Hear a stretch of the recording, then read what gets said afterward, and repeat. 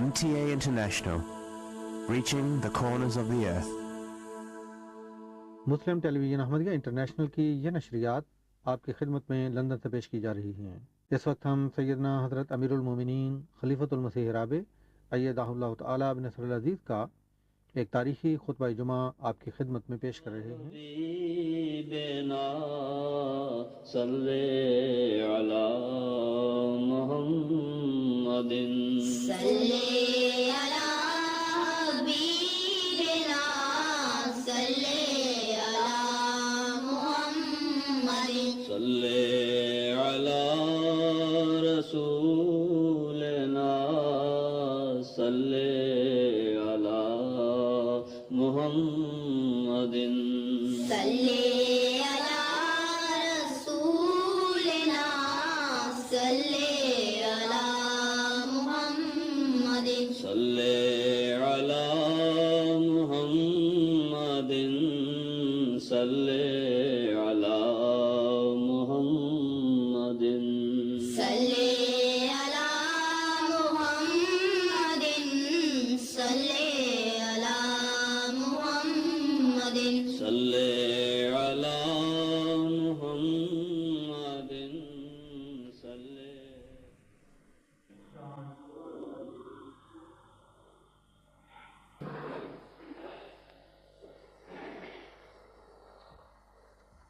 السلام علیکم ورحمۃ اللہ۔ اذان دے دیں۔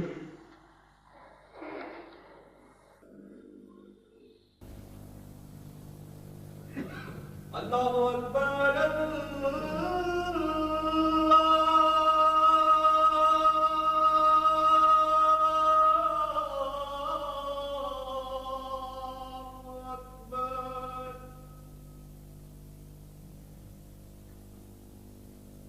اللہ اکبر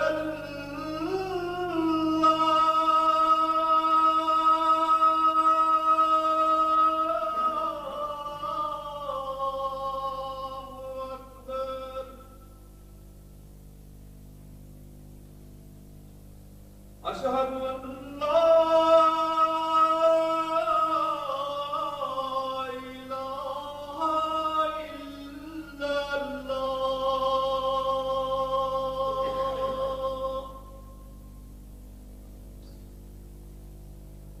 أشهد أن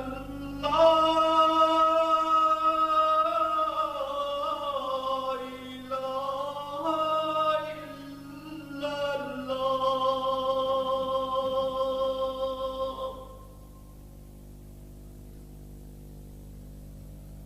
أشهد أن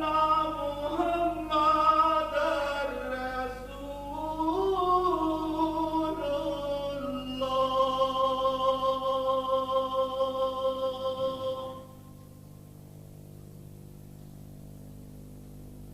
أشهد أن محمدًا رسول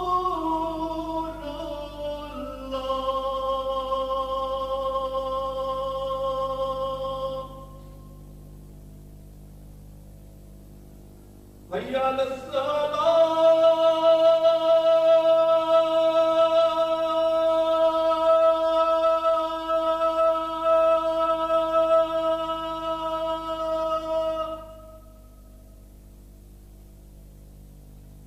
حي على الصلاة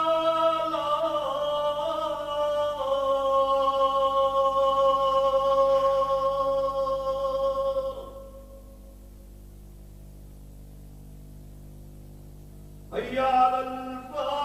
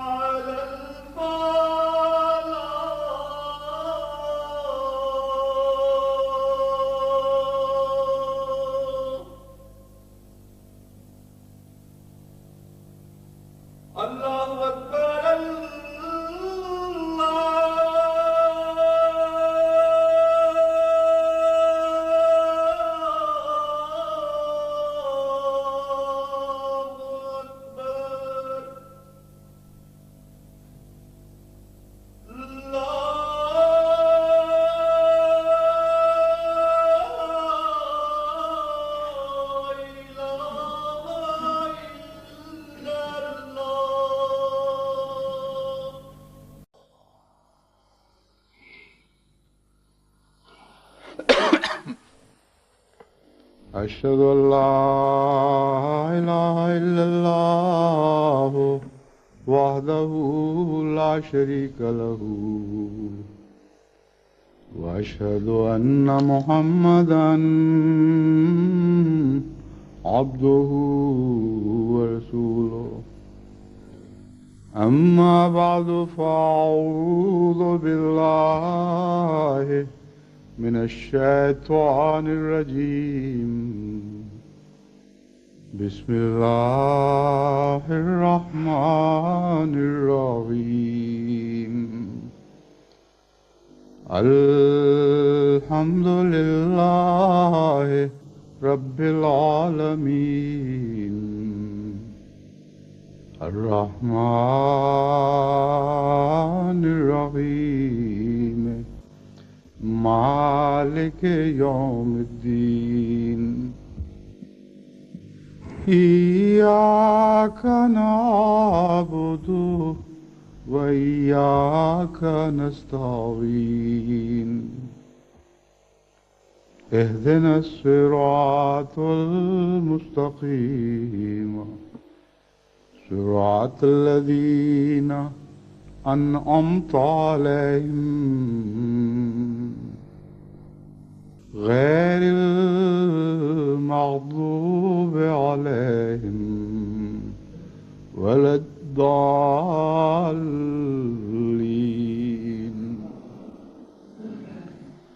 يا أيها الذين آمنوا اتقوا الله حق تقاته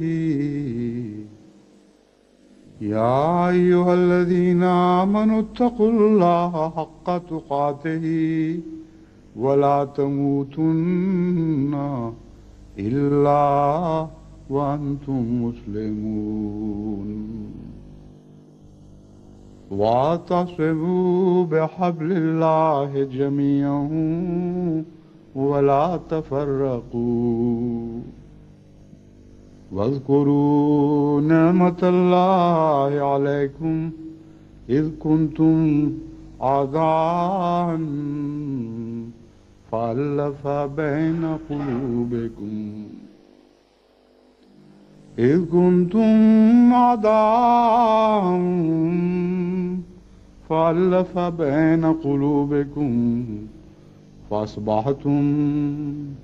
بنعمته إخوانا وكنتم على شفا حفرة من النار فأنقذكم منها كذلك يبين الله لكم آياته لعلكم تهتدون. یہ دو آیات جن کی میں نے تلاوت کی ہے یہ سورہ آل عمران سے لی گئی ہیں اور ان کا بسم اللہ کو شمار کرتے ہوئے نمبر 103 اور 104 ہے. پہلی آیت میں یہ فرمایا گیا کہ اے وہ لوگو جو ایمان لاتے ہو اللہ کا ایسا تقوی اختیار کرو جیسا کہ تقوی اختیار کرنے کا حق ہے. وَلَا تَمُوتُنَّ إِلَّا وَأَنْتُمْ مُسْلِمُونَ اور ہرگز نہ مرو مگر اس حالت میں کہ تم مسلم ہو،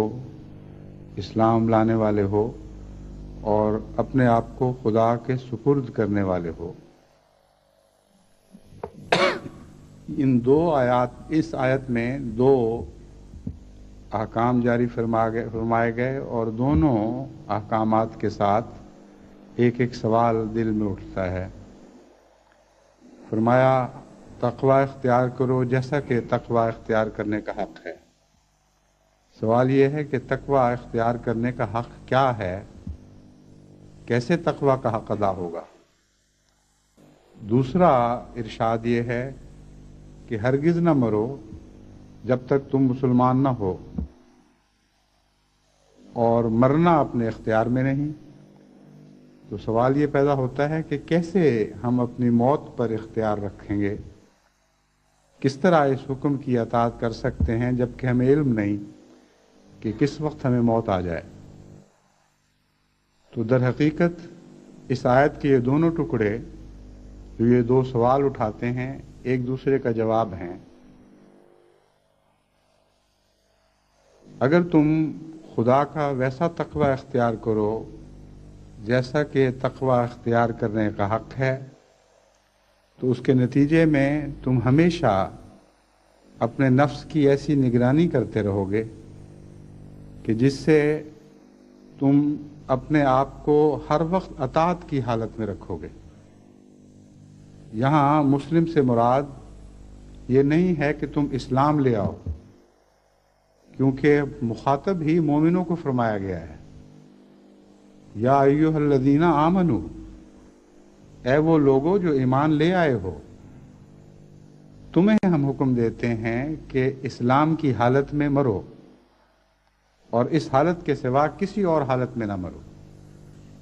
تو یہاں اسلام لانے سے مراد اطاعت ہے، خدا کی اطاعت کو اختیار کرنا اور خدا کے سپرد رہنا۔ تو تقوی کا حق یہی ہے۔ وہ لوگ جو کہتے ہیں کہ تقوی کا حکم ہے لیکن علم نہیں کہ تقوی کیسے اختیار کیا جاتا ہے، ان کے لیے یہ آیت ان کے اس سوال کا عمدہ جواب پیش کرتی ہے کہ تقوی اس طرح اختیار کیا جاتا ہے کہ اپنی زندگی کے ہر لمحہ نگران رہو کہ کسی وقت بھی ایسی باغیانہ حالت نہ ہو کہ اگر اس حالت میں تم مر جاؤ تو تم پر اس آیت کا مضمون صادق نہ آ سکے۔ اور یہ جو مضمون ہے اپنی زندگی کی ہر حالت کی نگرانی کرنا، یہ ایک بہت ہی مشکل مضمون ہے، کیونکہ بسا اوقات انسان ماحول سے پیدا ہونے والے اثرات کے نتیجے میں جو رد عمل دکھاتا ہے وہ رد عمل تقوی سے ہٹا ہوا ہوتا ہے، اور سپردگی کا رد عمل اسے نہیں کہا جا سکتا۔ چنانچہ دنیا میں جتنے بھی عوامل انسان کی فطرت پر عمل پیرا ہوتے ہیں، ان کا تجزیہ کر کے آپ دیکھ لیجئے تو آپ کو معلوم ہوگا کہ ہر عمل کے نتیجے میں انسان کا رد عمل بالعموم توازن سے ہٹ کر ہوتا ہے، اور جہاں بھی انسان توازن کھو بیٹھے وہاں تقوی کی راہ گم ہو جاتی ہے اور ایک باغیانہ حالت پیدا ہوتی ہے۔ چنانچہ اس مضمون کو مزید گہرائی میں جا کر اگر باریکی سے اس کا مطالعہ کریں تو یہ مضمون نہ صرف یہ کہ زندگی کے ہر لمحے پر حاوی ہے، بلکہ ہر لمحے پہ نگرانی کا طریق بتاتا ہے۔ مثلا ایک آدمی عام حالت میں بغیر کسی ہجان کے بیٹھا ہوا ہے، اس کو کئی قسم کی خبریں مل سکتی ہیں، کئی قسم کے معاملات اس سے ہو سکتے ہیں۔ ایک آدمی بلا وجہ اس کو غصہ دلا سکتا ہے، اس کے مزاج کے خلاف بات کر کے اور بلا وجہ چڑھا کر، یا ایک ایسی خبر دے کے جس سے اس کا نقصان ہوتا ہو اور بدتمیزی کے انداز میں دل دکھانے کی خاطر اس کو اگر کوئی بری خبر دے تو عام جو ایسی خبر کے نتیجے میں اثر ہے اس سے کہیں زیادہ شدت کا رد عمل پیدا ہوتا ہے، اور وہ جو رد عمل ہے اس میں اکثر انسانوں کو اختیار نہیں ہوتا کہ اس رد عمل کو متوازن رکھیں۔ اگر ایک انسان کسی عمل سے کسی کو تکلیف دیتا ہے اور غصہ دلاتا ہے، مثلا ایک چپیڑ کسی نے مار دی، تو فوری رد عمل یہ ہوگا کہ میں اس کو 10 چپیڑیں ماروں۔ ایک گالی دی تو ایک گالی کے جواب میں ایک گالی دے کر انسان رکتا نہیں، بلکہ 10، 50، 100 گالیاں دے کر بھی بعضوں کے دل ٹھنڈا نہیں ہوتا۔ ایک ٹھونکا لگا دیں کسی کو تو وہ بعض دفعہ اتنی ذلت محسوس کرتا ہے کہ اس کے نتیجے میں مار مار کے کچھ عمر جب تک نہ نکال دے اس کا دل ٹھنڈا نہیں ہوتا۔ تو یہ جو رد عمل کی حالت ہے وہ باغیانہ حالت ہے، وہ سپردگی کی حالت نہیں۔ اس حالت میں اگر کوئی جان دے دے تو وہ اسلام کی حالت میں جان دینے والا نہیں ہوگا۔ ایک لطیفہ حضرت مسلم موعود اس سلسلے میں سنایا کرتے تھے کہ ایک دفعہ ایک بہت موٹا تازہ پہلوان اکھاڑے سے آ رہا تھا، خوب مالش کی ہوئی اور اس کے سر منڈایا ہوا، اور ٹینڈ کہتے ہیں جب بال بالکل نہ ہوں اور چکنی چپڑی کھوپڑی نظر آتی ہو، تو اس کی ٹینڈ چمک رہی تھی۔ اس کے پیچھے پیچھے ایک کمزور نحیف انسان جو اس کی پھونک کی مار بھی نہیں تھا وہ چلا آ رہا تھا۔ اس کو اس کی یہ چمک، اس کا چمکتا ہوا سر صاف شفاف دیکھ کر شرارت سوجی اور اس نے بھرے بازار میں اچھل کر اس کو ایک ٹھونکا لگا دیا۔ وہ جو اس کو ہم پنجابی میں ٹھونگا مارنا کہتے ہیں، ٹھونکا ہی غالباً اردو میں اس کا لفظ ہے۔ بہرحال انگلی سے اس نے الٹی کر کے تو یوں سر پہ ایک ٹھونکا لگایا۔ اس نے جو مڑ کے دیکھا کہ یہ کون ہے، سارا بازار ہنس پڑا۔ غصے میں آ کے اس کو اتنا مارا کہ نیم بے ہوش کر دیا۔ اس کے جب مار بیٹھا تو اس نے کہا کہ پہلوان جی آپ جتنا مرضی مار لیں، جو مجھے اس ٹھونکے کا مزہ آ گیا وہ آپ کو نہیں آ سکتا۔ اب یہ ہے تو لطیفہ، مگر اس میں گہرا فطرت کا راز بیان ہوا ہے۔ ایک شخص کو بظاہر ایک ٹھونکا لگتا ہے، لیکن وہ ایسی ذلت محسوس کرتا ہے اس کے نتیجے میں، اس قدر خفیف ہو جاتا ہے، دنیا کی نظر میں سمجھتا ہے کہ میں بالکل ذلیل اور رسوا ہو گیا ہوں۔ تو جو دل کا رد عمل ہے اس کے نتیجے میں وہ پھر بیرونی رد عمل دکھاتا ہے، جو ہمیشہ یعنی ایسے آدمی کے سوا جو تقویٰ کا حق ادا کرنے والا ہو، ہمیشہ حد سے بڑا ہوا رد عمل ہوتا ہے اور اعتداء میں داخل ہو جاتا ہے۔ ایک خوشی کی خبر آپ سنتے ہیں، اس پر بھی جو رد عمل ہوتا ہے وہ بھی ایسی ہی صورت اختیار کرتا ہے۔ بعض لوگ خوشی کی خبر سن کر اچھلنے لگ جاتے ہیں، بےہودہ لغو حرکتیں کرنے لگ جاتے ہیں، شیخیاں بھگانے لگتے ہیں، بغلیں بجاتے ہیں، عجیب عجیب پاگلوں والی حرکتیں کرتے ہیں۔ خوشی کی خبر سنیں یا خوشی کا کوئی موقع دیکھیں، کسی پر فتح حاصل کریں یا اچانک کوئی بڑا منافع حاصل ہو، ہر ایسی حالت میں انسان اپنے رد عمل میں حد سے تجاوز کرنے والا ہوتا ہے، اور وہ اس کی اسلام کی حالت نہیں ہے۔ غم کی خبر دیکھیں تو بالکل نڈھال ہو کر اس غم کے اثر کے نیچے دب جاتے ہیں۔ خوف کی خبر سنیں تو خوف سے مغلوب ہو جاتے ہیں۔ قرآن کریم کافروں کی حالت بیان کرتے ہوئے فرماتا ہے فرح فخور، وہ چھوٹی سی بات پر بے حد خوش ہو جانے والے اور معمولی سے حاصل کے نتیجے میں بے حد فخر کرنے لگ جاتے ہیں، اچھلتے ہیں اور اپنی بڑائی بیان کرتے ہیں۔ تو در حقیقت ہر روز ہر لمحہ جب بھی ہم پر بیرونی عوامل اثر انداز ہوں، وہ وقت ہے تقویٰ کا حق ادا کرنے کا، اور اس وقت انسان اکثر بے خبری کی حالت میں ہوتا ہے اور کبھی بیدار مغزی کے ساتھ اپنے نفس پر غور نہیں کرتا کہ مجھ سے جو سلوک کیا گیا ہے یا جو کچھ مجھے اطلاع ملی ہے یا جو تبدیلی میرے حالات میں پیدا ہوئی ہے، اس کے نتیجے میں اگر میں خدا کی نظر میں رہنے والا انسان ہوں، یہ معلوم ہو کہ میں کون مجھے دیکھ رہا ہے، تو میں کیسا رد عمل دکھاؤں گا۔ خدا کی نظر میں رہنے والا انسان ہمیشہ معتدل ہوتا ہے، اس کا رد عمل کبھی بھی حد سے تجاوز نہیں کرتا۔ اگر ایک ایسے انسان کی موجودگی میں جس کا آپ پر رعب ہو، جس کی ہیبت آپ کے دل پر طاری ہو،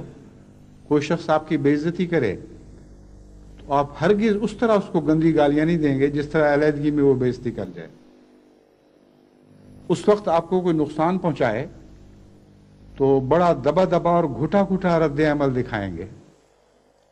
ورنہ اس کی بھی بے عزتی ہوتی ہے جس کی موجودگی میں آپ حد سے تجاوز کرتے ہیں۔ ماں باپ کی موجودگی میں بچوں کا رد عمل اور ہوتا ہے، ماں باپ سے علیحدگی میں اور رد عمل ہوتا ہے۔ ایک صاحب جبروت بادشاہ کے حضور درباریوں کے ساتھ اگر کوئی حرکت ہو، ان کا رد عمل بالکل اور ہوگا،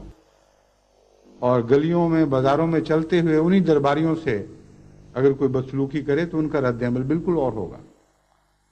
بس تقویٰ کا معنی یہ ہے، اور تقویٰ کا حق ادا کرنے کا معنی یہ ہے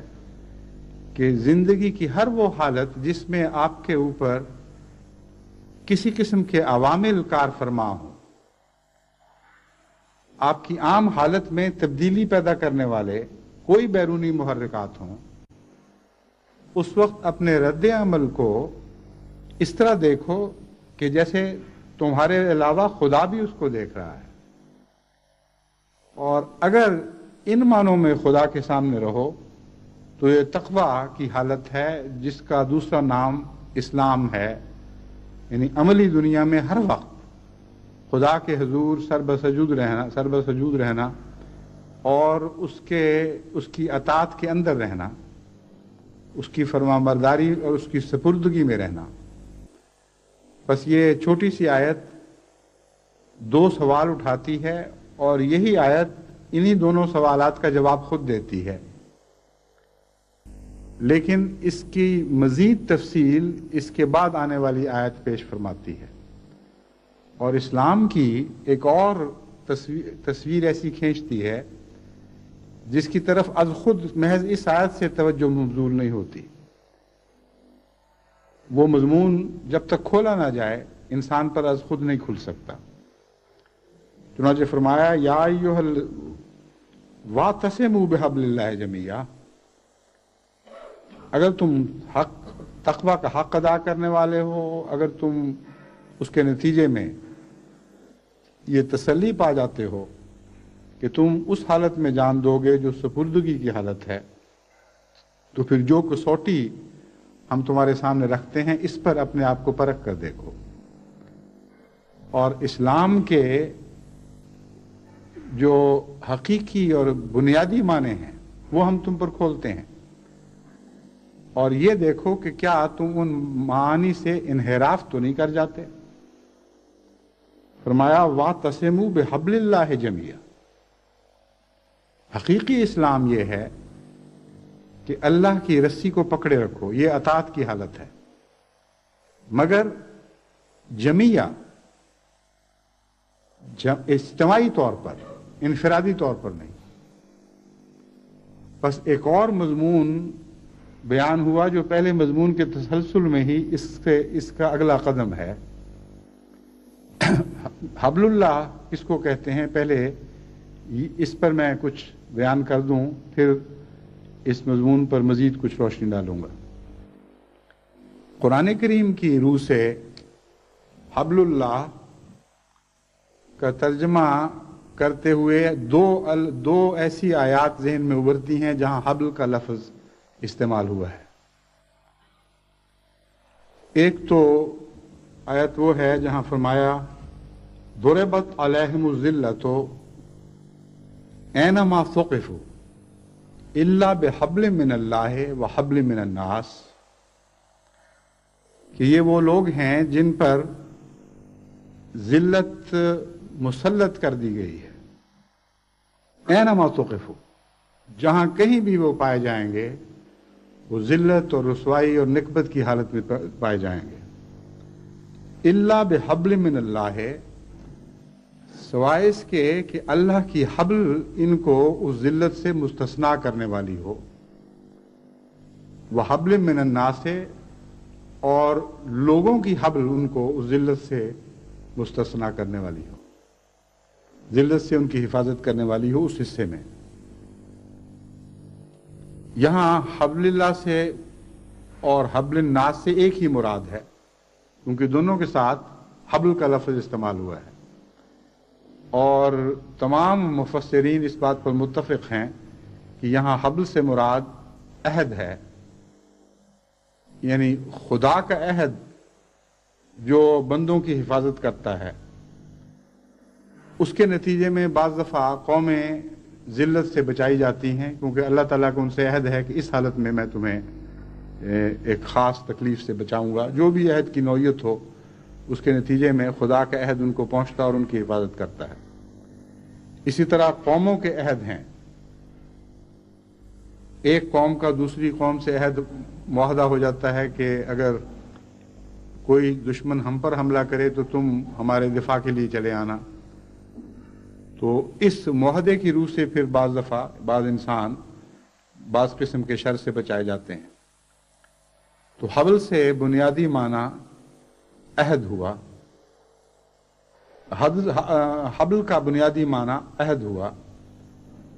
دوسرا حبل کا لفظ حبل الورید کے محاورے کے طور پر ہمیں قرآن کریم میں ملتا ہے۔ حبل الورید شہرک کو کہتے ہیں۔ یہ وہ رسی ہے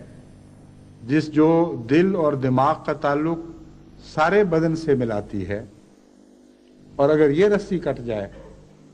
تو دل اور دماغ دونوں کا تعلق بدن سے کٹ جاتا ہے، اور جس کا دوسرا نام موت ہے۔ تو یہ وہ جگہ ہے، یعنی وہ آیت جہاں میں نے جس کا مضمون میں نے بیان کیا ہے، یہ وہ جگہ ہے جہاں حبل کا لفظ در حقیقت ان دونوں معنوں میں استعمال ہوا ہے۔ یعنی وَاعْتَصِمُوا بِحَبْلِ اللَّهِ جَمِيعًا سے مراد یہ ہے کہ اللہ تعالیٰ سے اپنے تعلقات کو استوار رکھو جو تمہاری زندگی کی ضمانت ہیں۔ اگر تمہارے یہ ان تعلقات پر ضرب پڑ گئی یا منقطع ہو گئے تو اسی حد تک تم زندگی سے محروم ہو جاؤ گے۔ دوسرا معنی بھی حبل کا دوسرا معنی بھی یہاں صادق آتا ہے اور پہلے معنی کی مزید تشریح کرتا ہے، اور وہ یہ ہے کہ در حقیقت قرآن کریم نے تمام مومنوں کو ایک معاہدے کی روح سے اپنے انبیاء اور شریعتوں سے باندھ دیا ہے، اور یہ عہد اللہ تعالیٰ کا آغاز انسانیت سے لے کر آج تک ہمیشہ قوموں سے لیا جاتا رہا ہے۔ بس ہر صاحب شریعت نبی اور اس کی شریعت عملاً حبل اللہ بن جاتے ہیں، کیونکہ خدا کے ساتھ کیے جانے والے عہد کے ذریعے وہ ان دونوں سے باندھے جاتے ہیں۔ شریعت کی اطاعت اور صاحب شریعت نبی کی اطاعت یہ ضروری ہو جاتی ہے۔ اب سوال یہ ہے کہ اگر حبل اللہ کا یہی معنی ہے تو ایک دفعہ ایک صاحب شریعت نبی آ گیا اور شریعت پیش کر کے چلا گیا، تو کیا ہر انسان یہ نہیں کہہ سکتا کہ میرا اس صاحب شریعت نبی سے ایک تعلق قائم ہو چکا ہے اللہ کے حبل کے ذریعے؟ میں اپنے عہد بیت میں جو روحانی معنوں میں نے اس سے جوڑا ہے یا باندھا ہے، مخلص ہوں اور ثابت قدم ہوں، اور اسی طرح شریعت سے میرا تعلق ہے، تو مجھے اب کسی اور چیز کی ضرورت نہیں ہے۔ گویا میرا اسلام اسی سے کامل ہو گیا کہ میں نے ایک شارع نبی کو قبول کیا اور اس کی شریعت کے ساتھ اطاعت کا تعلق جوڑ لیا۔ یہ ایک سوال پیدا ہوتا ہے، اس کا جواب یہی آیت یہ دیتی ہے، وَاعْتَصِمُوا بِحَبْلِ اللَّهِ جَمِيعًا۔ اسلام کا سے مراد یہ نہیں ہے کہ تم شریعت سے تعلق جوڑ لو اور صاحب شریعت نبی سے تعلق جوڑ لو، بلکہ حبل اللہ سے مراد یہ ہے، یعنی دوسرے معنوں میں اسلام سے مراد یہ ہے کہ اکٹھے رہ کر تعلق جوڑو۔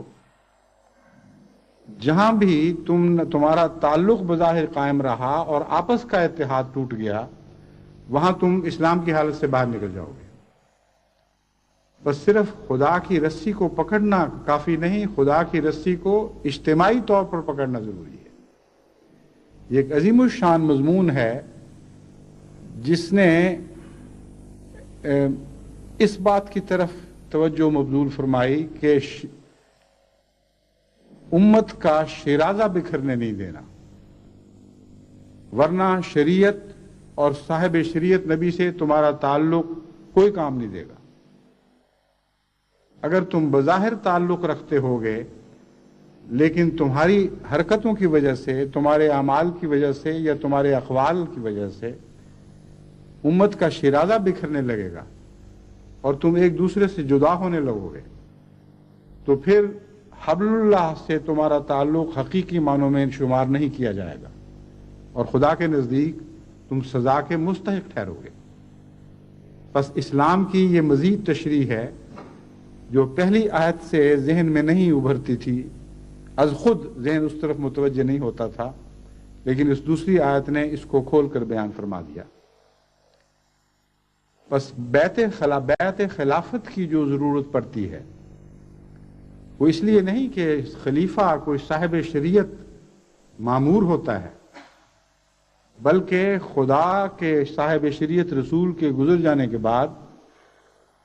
اس قرآن کے یا اس کتاب کے باقی رہنے کے بعد جو ہر صاحب شریعت نبی کے بعد باقی رکھی جاتی ہے، محض ان سے تعلق کافی نہیں ہے، پھر جمعیت کیسے نصیب ہوگی؟ جمعیت مرکزیت سے نصیب ہوتی ہے اور نظام خلافت وہ جمعیت عطا کرتا ہے۔ خلافت سے تعلق ٹوٹ جائے تو پھر امتیں بکھر جاتی ہیں۔ بس جب بھی ایک امت دو فرقوں میں تبدیل ہو جائے یا 3 یا 4 یا 5 فرقوں میں بٹ جائے اور ان میں سے کسی کا بھی خلافت سے تعلق قائم نہ ہو اور خدا کی رسی کو اس طرح نہ چمٹیں کہ گویا سب اکٹھے ہو گئے اور ایک ہاتھ پر جمع ہو گئے، تو در حقیقت قرآن کریم کے بیان کے مطابق ان کا حبل اللہ سے تعلق ٹوٹ جاتا ہے۔ اور حقیقت یہ ہے کہ خلافت کے سوا کوئی دنیا کا نظام جمعیت پیدا نہیں کر سکتا۔ فرقے تو آپ کو بہت سے دکھائی دیں گے، مگر کسی فرقے میں بھی وہ جمعیت نہیں ہے جو نظام خلافت کے اندر آپ کو دکھائی دیتی ہے۔ بس خلافت راشدہ کے بعد آپ دیکھیں کہ کس طرح امت نے متفرق ہونا امت بکھرنے لگی اور متفرق ہونے لگی، اور وہ جمعیت جو آپ کو خلفائے راشدین کے وقت دکھائی دیتی تھی، وہ جب ایک دفعہ ٹوٹی تو پھر ٹوٹ کر بکھرتی چلی گئی اور ٹکڑوں پر ٹکڑے ہوتی چلی گئی۔ بس یہ بہت ہی اہم مضمون ہے اسلام کا، یعنی حقیقی اسلام کا، کہ خدا صاحب شریعت رسول سے تعلق باندھو، اس کی ذات سے بھی تعلق باندھو اور اس کی شریعت سے بھی، کیونکہ وہ عہد جو رسول سے، صاحب شریعت رسول سے باندھا جاتا ہے، وہ صرف یہ نہیں ہوتا کہ ہم اس شریعت کی اطاعت کریں گے جو تجھ پر نازل ہوئی، بلکہ یہ ہوتا ہے کہ اس شریعت کی بھی اطاعت کریں گے اور تیری بھی اطاعت کریں گے۔ بس صاحب شریعت نبی کے گزرنے کے بعد جمعیت کا تصور ہی نہیں پیدا ہو سکتا اگر خلافت جاری نہ ہو، ورنہ یہ ماننا پڑے گا کہ اس کے جانے کے بعد ہر شخص انفرادی طور پر حبل اللہ کو پکڑ لے اور یہی اس کے لیے کافی ہے، حالانکہ قرآن کریم فرماتا ہے یہ کافی نہیں۔ وَاعْتَصِمُوا بِحَبْلِ اللَّهِ جَمِيعًا، مل کر اکٹھے ہو کر تم نے حبل اللہ کو پکڑنا ہے۔ بس منطقی طور پر کوئی اور راہ دکھائی نہیں دیتی سوائے اس کے کہ نبوت کے بعد خلافت جاری ہو، اور جب خلافت ایک دفعہ بکھر جائے تو پھر دوبارہ نبوت کے ذریعے قائم ہوتی ہے، خواہ وہ پہلی شریعت کی نبوت کا اعادہ ہو، نئی شریعت نہ بھی آئے، مگر دوبارہ آسمان سے حبل اللہ اترتی ہے اور پھر دوبارہ جمعیت عطا ہوتی ہے، اس کے بغیر جمعیت میں نصیب نہیں ہو سکتی۔ پھر فرمایا وَاذْكُرُوا نِعْمَتَ اللَّهِ عَلَيْكُمْ إِذْ كُنْتُمْ أَعْدَاءً فَأَلَّفَ بَيْنَ قُلُوبِكُمْ، دیکھو اس وقت کو یاد کرو جب تم ایک دوسرے کے دشمن تھے۔ فَأَلَّفَ بَيْنَ قُلُوبِكُمْ، یہ اللہ تھا جس نے تمہارے دلوں کو آپس میں محبت کے رشتوں میں مضبوطی سے باندھ دیا۔ فَأَصْبَحْتُمْ بِنِعْمَتِهِ إِخْوَانًا، تو یہ کیا عجیب معجزہ رونما ہوا کہ تم جو ایک دوسرے کے دشمن تھے ایک دوسرے کے بھائی بھائی بن گئے. وَكُنْتُمْ عَلَى شَفَا حُفْرَةٍ مِّنَ النَّارِ، اور تم ایک ایسے گڑھے کے کنارے پر کھڑے تھے جو آگ سے بھرا ہوا تھا. فَأَنْقَذَكُم مِّنْهَا، بس یہ اللہ تھا جس نے تمہیں اس گڑھے سے بچا لیا، اس کنارے کی حالت سے تمہیں ہٹا کر دور لے گیا. كَذَلِكَ يُبَيِّنُ اللَّهُ لَكُمْ آيَاتِهِ لَعَلَّكُمْ تَهْتَدُونَ، اسی طرح اللہ تعالیٰ اپنی آیات تم پر کھول کھول کر بیان کرتا ہے تاکہ تم ہدایت پاؤ. اب اس دوسرے حصے میں یہ مضمون بیان فرمایا کہ تفرقہ لازماً آگ تک پہنچاتا ہے. آگ سے مراد لوگ عموماً یہ سمجھتے ہیں کہ جہنم کی آگ مراد ہے، مگر قرآن کریم کے محاورے سے ثابت ہے کہ آگ سے مراد خوفناک لڑائیاں بھی ہیں، اور صرف مرنے کے بعد کی آگ مراد نہیں ہے، بلکہ اس دنیا میں بھی جو ہر وقت مختلف جگہوں پر ہم قوموں کو آپس میں لڑتا دیکھتے ہیں، یا ہر وقت نہیں تو کبھی کبھی لڑتا دیکھتے ہیں، تو اس کی بنیادی وجہ تفرقہ ہے.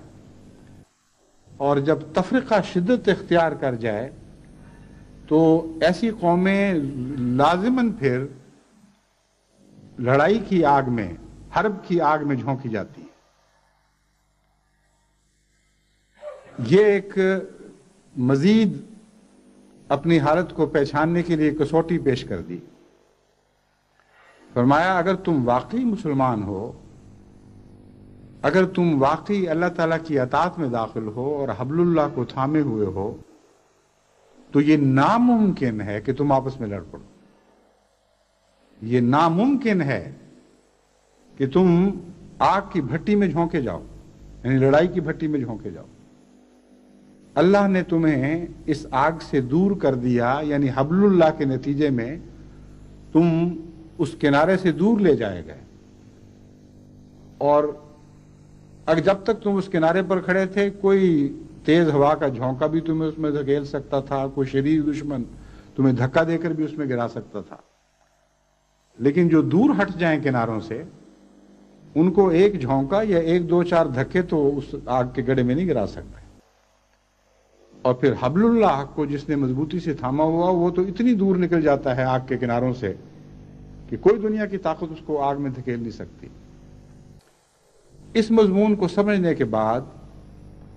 آپ اس زمانے میں جو آج بدنصیبی سے مسلمانوں کی حالت ہے اس کی طرف واپس آئیں. ایران اور عراق میں جو جنگ ہوئی، 11 سال تک مسلمان ایک دوسرے کا خون بہاتے رہے. کیا اس آیت کریمہ کی روشنی میں ہم یہ کہہ سکتے ہیں کہ وہ آگ کے کنارے پر نہیں کھڑے تھے؟ کیا اس آیت کریمہ کی روشنی میں کوئی انسان یہ کہہ سکتا ہے کہ انہوں نے مضبوطی سے خدا تعالیٰ کی رسی کو تھاما ہوا تھا، اور جمیعاً وہ سب اجتماعی طور پر اس رسی سے چمٹے ہوئے تھے؟ بس یہ آیت محض ایک نظریاتی فلسفہ پیش نہیں کر رہی، بلکہ دنیا کی گہری حقیقتوں سے ہمیں آشنا کر رہی ہے. ایسی ٹھوس حقیقتیں ہیں جن سے انسان نظر بچا کے نکل نہیں سکتا. ایسی حقیقتیں ہیں جو قوموں کو گھیر لیا کرتی ہیں، اور خواب ان کو نظر انداز کریں، ان کے نتائج سے آپ بچ نہیں سکتے. بس قرآن کریم کا یہ ارشاد کہ تقوی اختیار کرو اور تقوی کا حق اختیار کرو، یعنی تقوی اختیار کرو اور تقوی کا حق ادا کرو، اور ہرگز نہ مرو جب تک تم مسلمان نہ ہو، مسلمانوں پر لازم کرتا ہے کہ وہ اللہ تعالیٰ کی اطاعت میں اکٹھے ہو کر، ایک جان ہو کر خدا کی رسی کو مضبوطی سے تھام لیں، اور اس حالت کو اس طرح چمٹے رہیں کہ ایک لمحہ کے لیے بھی ان کا ہاتھ خدا کی رسی سے جدا نہ ہو اور ایک دوسرے سے بھی جدا نہ ہو. یعنی ایک طرف خدا کی رسی کو تھاما ہوا ہو اور دوسری طرف وہ سب اکٹھے ہوں اور مل کر ایک ہی رسی کو پکڑا ہو. یہ وہ امت مسلمہ کی وحدانیت کا تعلق ہے، کا منظر ہے جو قرآن کریم کی اس آیت نے تفصیل سے کھول کر ان آیات نے تفصیل سے کھول کر ہمارے سامنے پیش فرمایا. بدقسمتی یہ ہے کہ مسلمان جو قرآن کریم کو پڑھتے بھی ہیں تو مضامین پر گہرا غور نہیں کرتے. اکثر تو ایسے ہیں جو نہ پڑھنے کے اہل رہے نہ غور کرنے کے، مگر ان کے رہنما قرآن کریم کی آیات پڑھ کر ان کو اکٹھا کرنے کی بجائے ان کو ایک دوسرے سے دور کرنے کی کوشش کرتے ہیں. یعنی ظلم کی حد ہے کہ قرآن کریم تو یہ تعریف فرما رہا ہے اللہ کی رسی کی کہ اس کو پکڑو اور اجتماعی طور پر پکڑو اور تم یقیناً ہر قسم کی آگ کے عذاب سے بچائے جاؤ گے. اگر تم لڑائی کے لیے تیار بھی بیٹھے ہوگے، ایک دوسرے کے گریبان پکڑنے کے لیے مستعد ہوگے، تو اللہ تعالیٰ اس رسی کی برکت سے تمہیں ایک دوسرے سے دور ہٹا دے گا، یعنی دشمنی کی حالت سے دور ہٹا دے گا اور پھر محبت کی حالت میں قریب کرے گا اور اتنا قریب کر دے گا کہ تم اس کی نعمت سے بھائی بھائی بن جاؤ گے. کتنا حسین منظر ہے جو تقوی کے نتیجے میں پیدا کر کے دکھایا گیا ہے. اور اس کے برعکس آج مسلمان علماء قرآن کے حوالے دے دے کر منہ سے جھاگیں اڑاتے ہوئے ایک دوسرے کی سے نفرت کی تعلیم دیتے ہیں. پہلے 11 سال تک دنیا نے یہ تماشا دیکھا کہ ایران قرآن کے حوالے سے عراقی کے قتل کی تعلیم دے رہا تھا اور کہہ رہا تھا کہ یہ کافر ہیں، ان کو مارو اور ان کو قتل کرو اور تم غازی بنو گے، اور اگر تم ان کے ہاتھوں سے مارے گئے تو تم شہید ہوگے. اور عراقی علماء اسی زور اور شدت کے ساتھ اہل عراق کو یہ خوشخبری سنا رہے تھے کہ اگر تم ایرانی کافروں کے ہاتھوں مارے جاؤ گے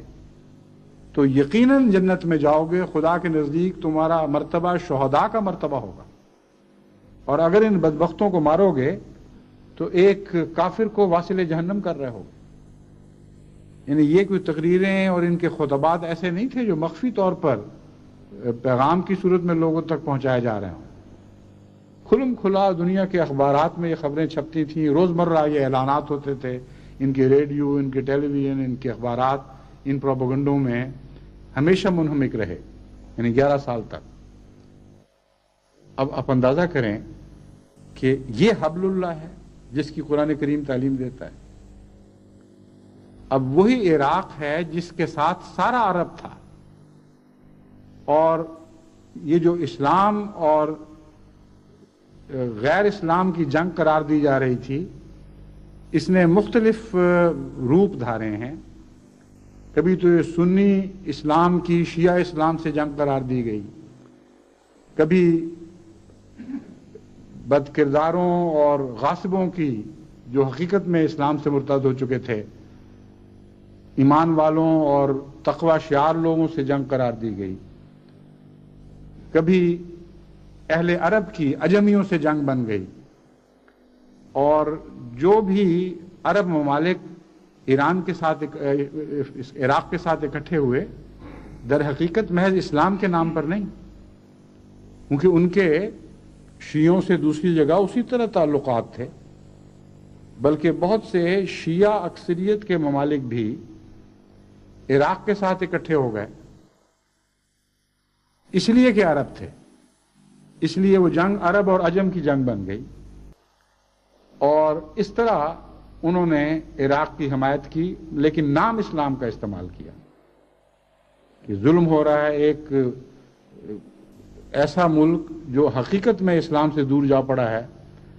مسلمانوں اور عربوں پر حملہ کر رہا ہے، یعنی دوہرا گناہ کر رہا ہے. اور اب آپ دیکھ لیں کہ عالم اسلام، یعنی سنی عالم اسلام کہہ لیں یا عرب عالم اسلام، عین بیچ سے دو نیم ہو چکا ہے. اور بہت سے عرب مسلمان ممالک مل کر ایک بہت بڑے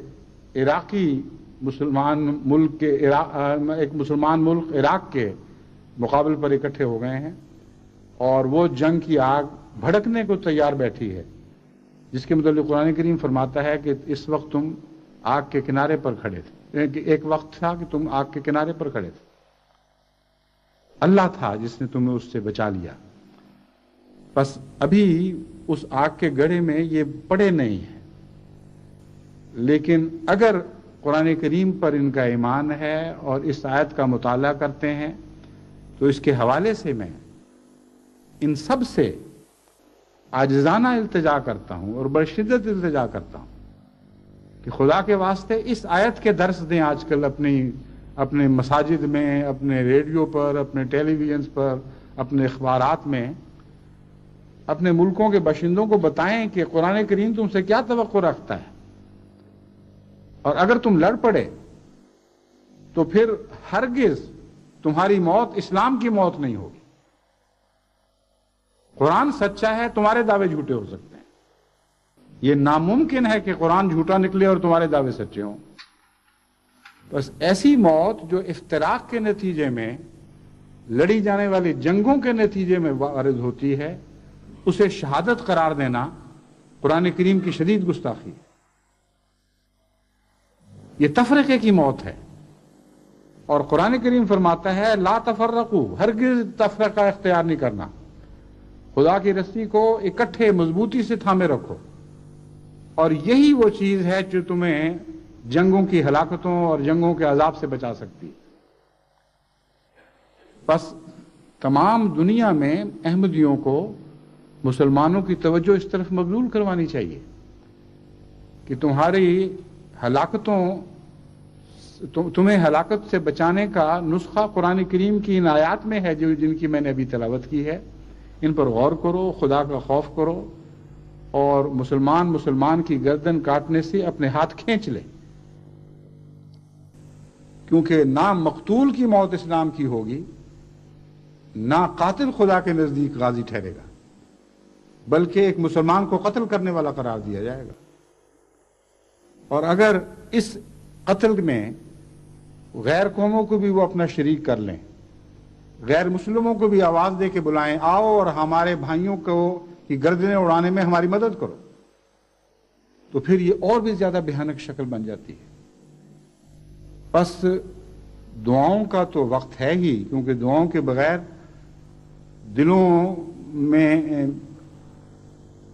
دلوں کے قفل کھل نہیں سکتے، محض نصیحت کی کنجی سے دل نہیں کھلا کرتے جب تک خدا تعالیٰ کی طرف سے توفیق نصیب نہ ہو۔ بس دعائیں بھی کریں اور کوشش بھی کریں، اور مسلمانوں کی توجہ بار بار ان آیات کریمہ کی طرف مبذول کرائیں، اور ان کو بتائیں کہ اسی میں تمہاری زندگی ہے اور اس سے روح گردانی میں تمہاری موت ہے، لیکن ایسی دردناک موت ہے جس کے متعلق قرآن کریم کی آیت گواہی دے گی کہ جب تم مرے تھے تم تقوی کا حق ادا کرنے والے نہیں تھے، جب تم مرے تھے تو اسلام کی حالت میں نہیں مرے۔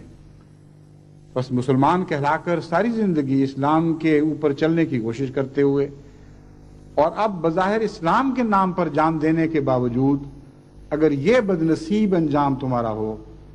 کہ خدا کا کلام تم پر گواہ بن کے کھڑا ہو جائے، اے ایمان کی باتیں کرنے والوں، اے تقوی کی باتیں کرنے والوں، اے اسلام کی باتیں کرنے والوں، خدا کا کلام گواہ ہے کہ نہ تم نے ایمان کا مزہ چکھا ہے، نہ تم تقوی کا معنی جانتے ہو، نہ تم اسلام کی بات کرنے کا حق رکھتے ہو، کیونکہ مارنے والوں کی زندگی بھی خدا کے نزدیک ایک مردود زندگی بن جائے گی، اور مرنے والوں کی موت بھی خدا کے نزدیک ایک قابل رد موت ہوگی۔ بس بہت ہی خطرناک وقت ہے جو ہم اپنی آنکھوں کے سامنے کھڑا دیکھ رہے ہیں۔ تمام دنیا میں ایک ہی جماعت ہے جو خدا تعالیٰ کی خلافت کی رسی سے وابستہ ہے، اس حبل اللہ سے وابستہ ہے جس نے محمد رسول اللہ صلی اللہ علیہ وسلم اور آپ کی شریعت سے عہد وفا باندھ کر، اکٹھے ہو کر، ایک ہاتھ پر جمع ہو کر اس آیت کے مضمون کا حق ادا کر دیا، اور حبل اللہ کو جمیعاً اجتماعی طور پر چمٹ گئے۔ بس آپ نہ صرف یہ کہ آپ چمٹے رہیں، بلکہ دوسروں کو بھی نجات کی دعوت دیں اور بلائیں اس رسی کی طرف جو زندگی کی واحد ضمانت ہے۔ اللہ تعالیٰ ہمیں اس کی توفیق عطا فرمائے، اور اللہ تعالیٰ سننے والوں کو بھی توفیق عطا فرمائے کہ وہ اس مضمون کو سمجھیں اور اس پر عمل کریں، اور یہاں سے اپنی زندگی کا آب حیات حاصل کریں، کیونکہ اس کے سوا زندگی کا کوئی اور ذریعہ باقی نہیں رہا۔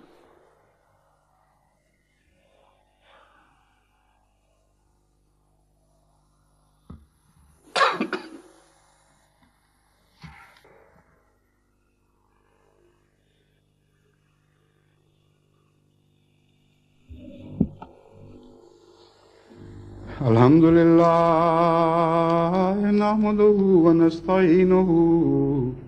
ونستغفره ونؤمن به ونتوكل عليه ونعوذ بالله من شرور أنفسنا ومن سيئات أعمالنا من يهده الله فلا مضل له ومن يضلله فلا هادي له ونشهد أن لا إله إلا الله وحده لا شريك له ونشهد أن محمدا عبده ورسوله عباد الله رحمكم الله إن الله يأمر بالعدل والإحسان وإيتاء ذي القربى وينهى عن الفحشاء والمنكر والبغي يعظكم لعلكم تذكرون اذكروا الله يذكركم وادعوه يستجب لكم ولذكر الله أكبر